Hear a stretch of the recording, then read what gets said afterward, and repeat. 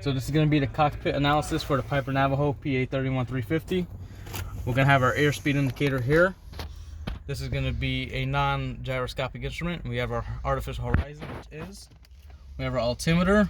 We have our clock. We have the slip and bank indicator or turn indicator. This is a directional gyro. It's what gives us our heading. You could turn it. We have our climb indicator or our VSI. We have two oil pressure indicators because we have two engines. Fuel pressure for both of our engines because we run off of one boost pump. Over here we're going to have our fuel flow. This is going to monitor how much fuel we're consuming. EGT is engine temperature, exhaust gas temperature gauge. RPM measures the RPM or revolutions per minute of both engines. Our manifold pressure is going to indicate the absolute pressure in our intake manifolds. And for the pilot side, we have pretty much the same thing over again. Now, some of the switches we have up here. When we start our engine, we don't have a key. What we do have is we have the two magnetos for each engine, and our master switch is over here.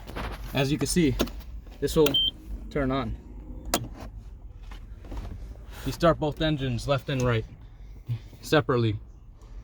These are going to be our ground position lights and our air position lights. Windshield heat, we have two pitot heats because we have two pitot-static tubes. Prop de-icing and surface de-icing. Surface de-icing is going to be for our wings. Prop de-icing is going to be for our thermal heated boots on our propeller. That's and over here, of course, we have our two throttles, two prop governors controls, and our two mixture controls. We have autopilot, navigation, beacon, and approach. Our yaw damper is for our rudder. Down here, we're gonna have our selector valves for our fuel, and over here is gonna be our circuit breaker panel.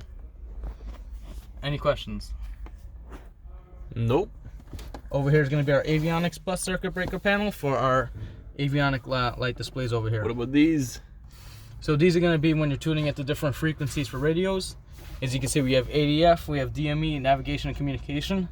All that's gonna be related to these two knobs right here, which are going to allow you to change your frequency. All right. All right. Think we good?